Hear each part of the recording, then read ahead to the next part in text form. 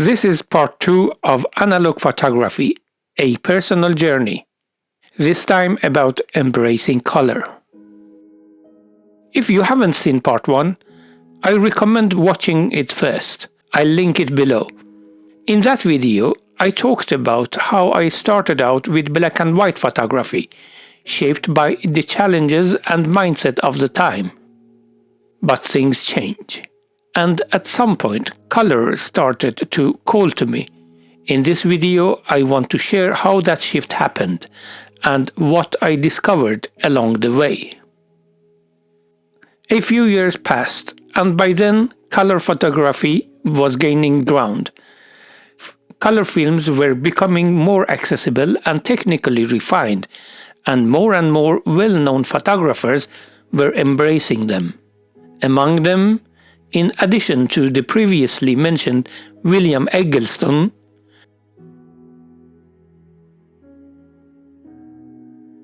were Saul Leiter, Stephen Shore, Joel Meyerowitz, and specifically Ernst Haas. While I was impressed, it remained a mystery how they pulled it off.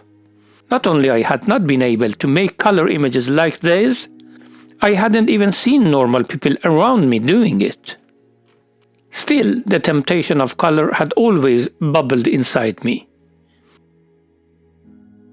Yet color negatives always left me disappointed, plagued by variables beyond my control, and by the difficulty of finding any labs that delivered consistent quality.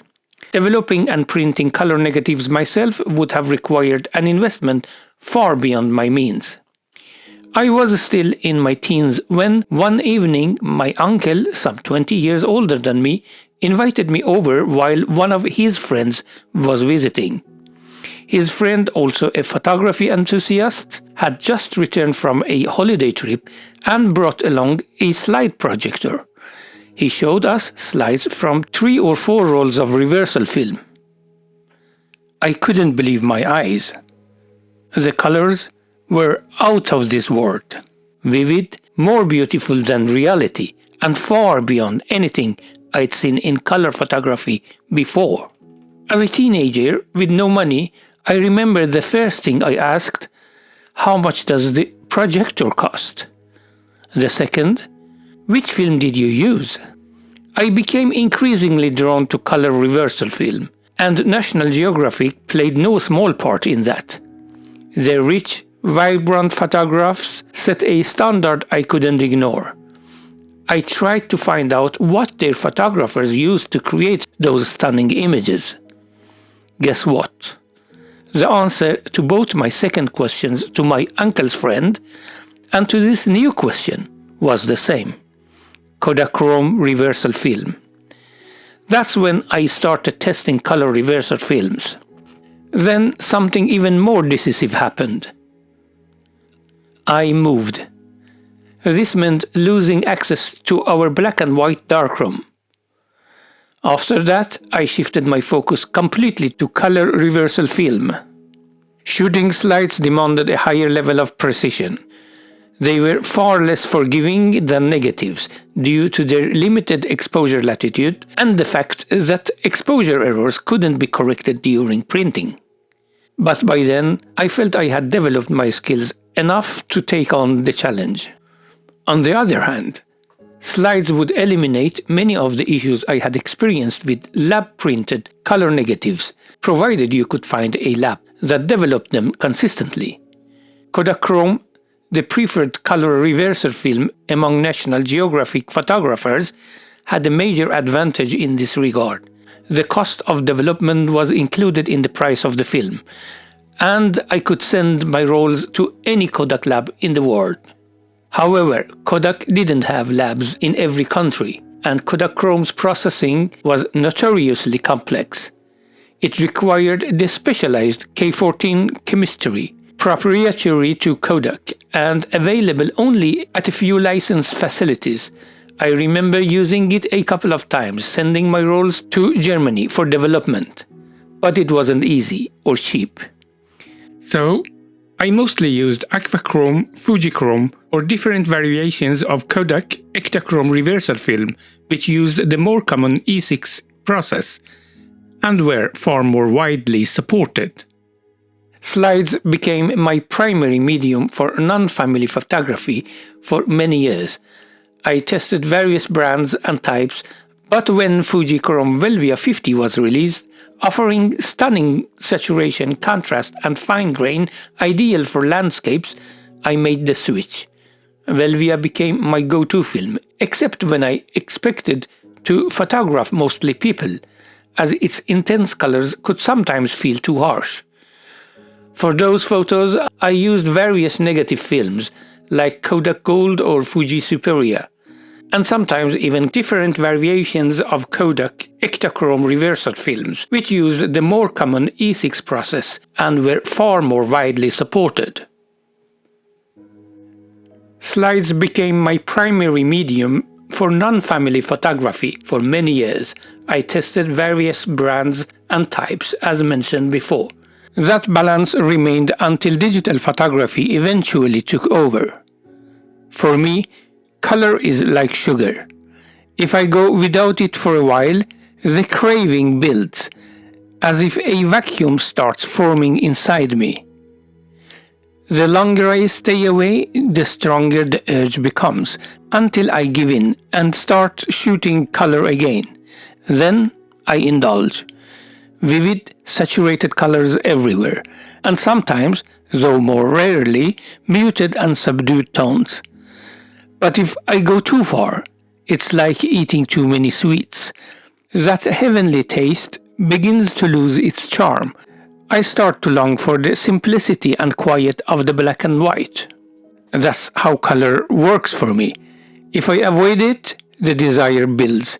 But when I immerse myself too deeply, I feel the need to step away.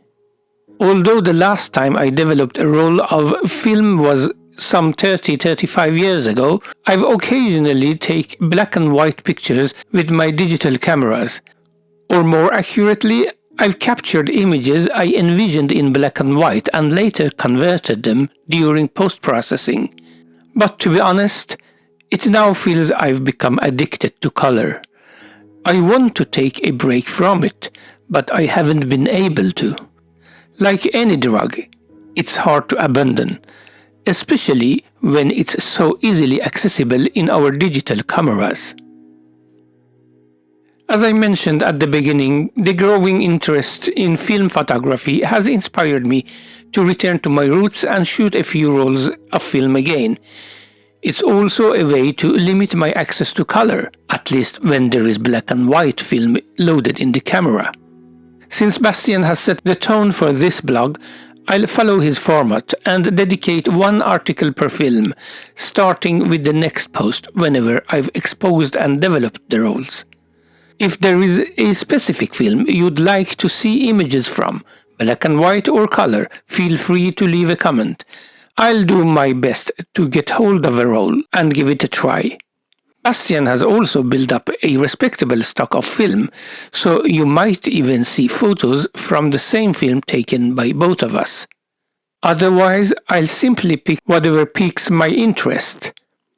I'm thinking of starting with a couple of black and white films to kick things off. Additionally, if you have thoughts on how you would like these articles to be structured, whether you would prefer more in-depth technical breakdowns, casual reflections, or something else entirely, I'd love to hear from you. Your input could help shape the direction of future posts. I'm also open to writing about gear for film photography, whether it's affordable, feature-rich, advanced, or just plain quirky. I'm genuinely excited to dive back into film after all these years, and I hope you'll join me on this journey.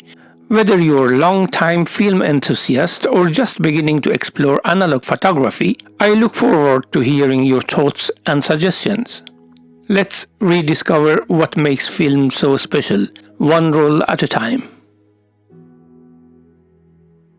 Alright folks, that's all I have for you today on my personal journey through analog photography. You can also find this review in written form on our blog. Perfect if you'd like to take your time reading and browsing the photos. There is a link to the post in the description below.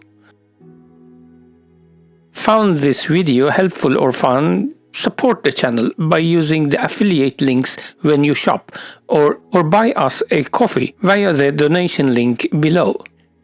Before wrapping up this video, I thought it would be fun to share some photos of myself from different periods the videos cover, reflecting my journey through analog photography.